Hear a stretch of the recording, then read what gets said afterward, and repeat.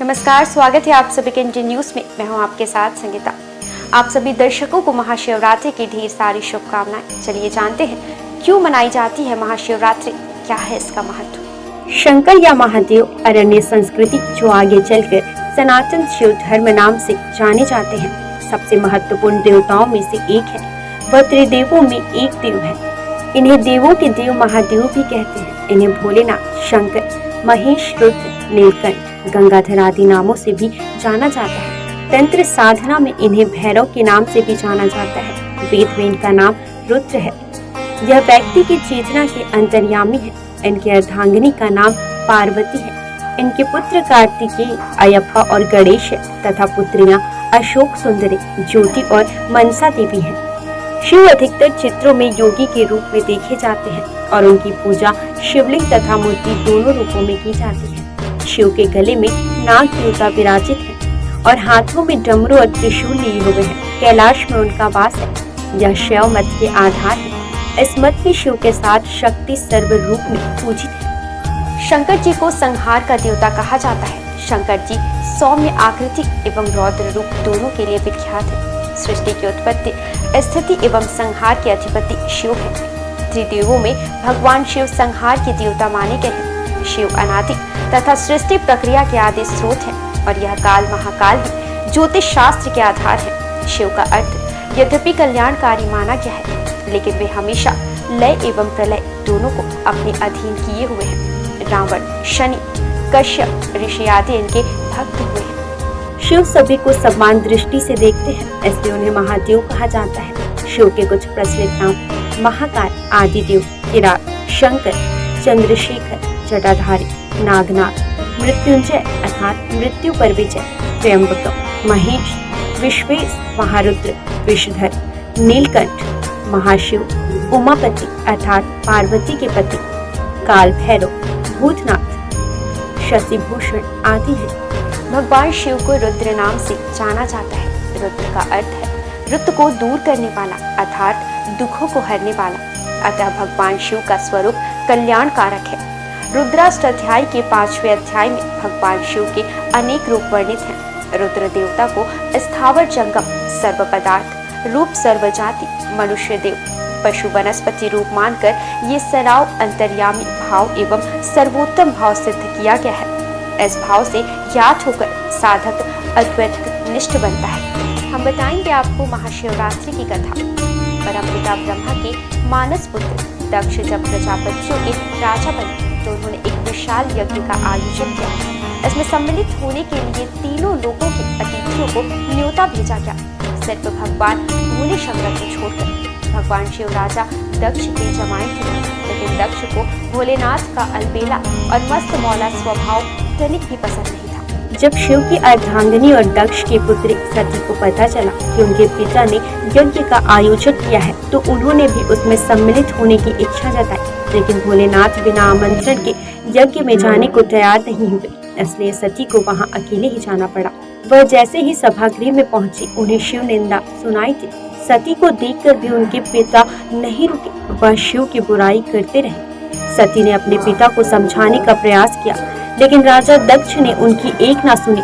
सती अपना और अपने पति का अपमान सह न पाई और वह यज्ञ स्थल पर बने अग्निकुंड में कूद गई। सती के अग्निकुंड में कूदने का दुखद समाचार लेकर नंदी कैलाश पर्वत पहुंचे। भगवान शिव सती को बचाने के लिए यज्ञ स्थल पर गए, लेकिन तब तक सब कुछ खत्म हो चुका था। कैलाशपति ने क्रोधित होकर सती का शरीर उठा लिया और तांडव करने लगे। जिस दिन शिव ने तांडव किया था वह फागुन महीने के कृष्ण पक्ष की चतुर्दशी तिथि थी। महापुराण के अनुसार वही खास तिथि महाशिवरात्रि हुई। शिवरात्रि का अर्थ शिव की रात। शास्त्र के अनुसार हर सोमवार का दिन शिव की पूजा के लिए उपयुक्त है। हर महीने के कृष्ण पक्ष की चतुर्दशी तिथि शिवरात्रि होती है।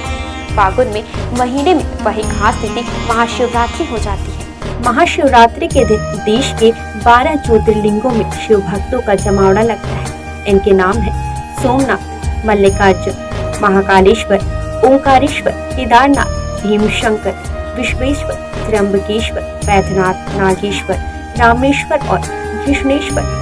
हिंदू शैव संप्रदाय वालों के लिए यह सबसे बड़ा धार्मिक अनुष्ठान है। दुनिया के सभी शिवालयों में इस दिन अंधकार और अज्ञानता को दूर करने का संकल्प लिया जाता है। दिन भर उपवास रखकर शिवलिंग को दूध, दही, घी, शहद और गंगा जल से स्नान कराया जाता है। शिव पुराण के अनुसार इसी रात शिव और पार्वती का विवाह हुआ था। इसका मतलब हुआ शिव और शक्ति का, फिर पुरुष और आदि शक्ति यानी प्रकृति का मिलन।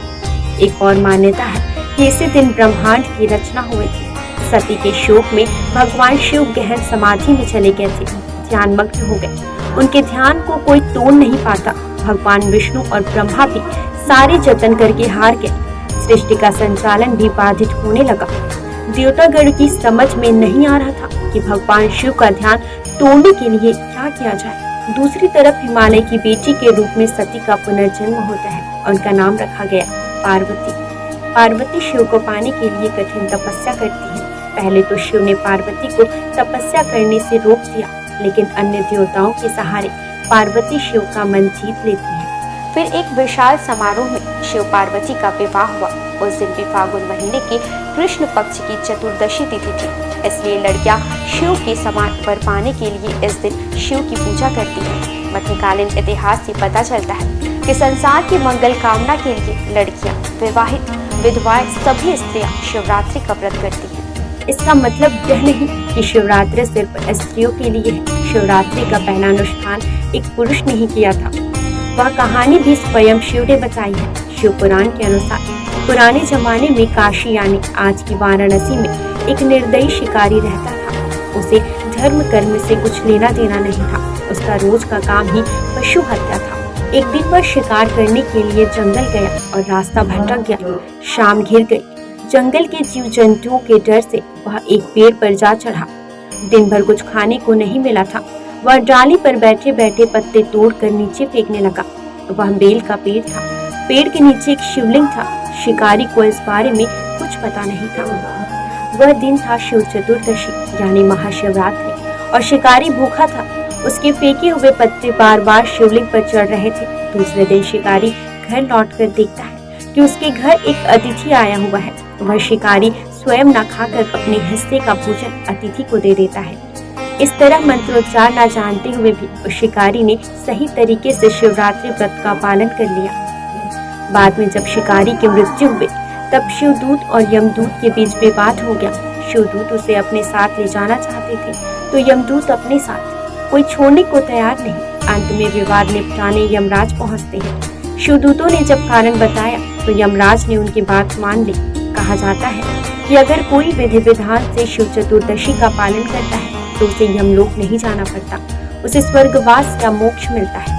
इसलिए हजारों वर्षों से शिव चतुर्दशी और शिवरात्रि मनाए जाने की परंपरा चली आ रही है। इस महाशिवरात्रि पर कर ये ज्योतिष उपाय नहीं रहेगी आर्थिक तंगी। वैदिक ज्योतिष के अनुसार महाशिवरात्रि पर कई तरह के उपाय किए जाते हैं जो व्यक्ति के जीवन में कई तरह की परेशानियों और बाधाओं से मुक्ति दिलाती है। आज भगवान शिव की आराधना का महापर्व महाशिवरात्रि है। महाशिवरात्रि शिव भक्तों के लिए बहुत बड़ा त्योहार होता है। हिंदू पंचांग के अनुसार फागुन माह की चतुर्दशी तिथि को महाशिवरात्रि का त्योहार हर साल मनाया जाता है। पौराणिक मान्यताओं के अनुसार महाशिवरात्रि के दिन ही भगवान शिव और माता पार्वती का विवाह हुआ था। महाशिवरात्रि पर भगवान शिव की पूजा आराधना करने का विशेष महत्व होता है। महाशिवरात्रि पर जलाभिषेक, रुद्राभिषेक और मंत्रों का जाप करने से भगवान शिव हर तरह की मनोकामनाओं को पूरा करते हैं। महाशिवरात्रि पर कई तरह के उपाय किए जाते हैं जो व्यक्ति के जीवन में कई तरह की परेशानियों और बाधाओं को दूर करते हैं। इस बार महाशिवरात्रि का पर्व 18 फरवरी 2023 को है। आइए जानते हैं इस वर्ष महाशिवरात्रि पर पूजा का शुभ मुहूर्त और ज्योतिष उपाय। महाशिवरात्रि पर आर्थिक दिक्कतों को दूर करने के उपाय। महाशिवरात्रि का त्योहार शिव जी की आराधना करने के लिए सबसे खास माना जाता है। अगर किसी को नौकरी या व्यापार में आर्थिक परेशानियों का सामना करना पड़ता है तो शिवरात्रि के दिन शिवलिंग का शहद से अभिषेक करें। इस महाशिवरात्रि पर आर्थिक सफलता प्राप्त करने के लिए चांदी के पात्र से भगवान शिव का जलाभिषेक करें और इस दौरान लगातार ओम नमः शिवाय, ओम पार्वती पति नमः का जाप करें। महाशिवरात्रि के पावन दिन पर भगवान शिव की कृपा पाने के लिए शिवलिंग का दही से रुद्राभिषेक करें। इससे धन में वृद्धि का फल प्राप्त होगा। इस महाशिवरात्रि पर मां लक्ष्मी और भगवान विष्णु की कृपा पाने के लिए गन्ने के रस से भगवान भोलेनाथ का अभिषेक करें। धन प्राप्ति की मनोकामनाओं को पूरा करने के लिए शिवलिंग पर महाशिवरात्रि के त्योहार के मौके पर शहद और घी से अभिषेक करें। इस महाशिवरात्रि पर सभी तरह की मनोकामनाओं को पूरा करने और भगवान शिव के विशेष कृपा पाने के लिए भगवान शिव की पूजा में चढ़ाने वाली सभी सामग्री को शिवलिंग पर अर्पित करें। हमने जानकारी दी आपको महाशिवरात्रि से जुड़ी हुई और महाशिवरात्रि की कथा बताई। भगवान शिव जी की कृपा सदैव आप पर बनी रहे। इंडियन न्यूज़ यही कामना करता है। नमस्कार।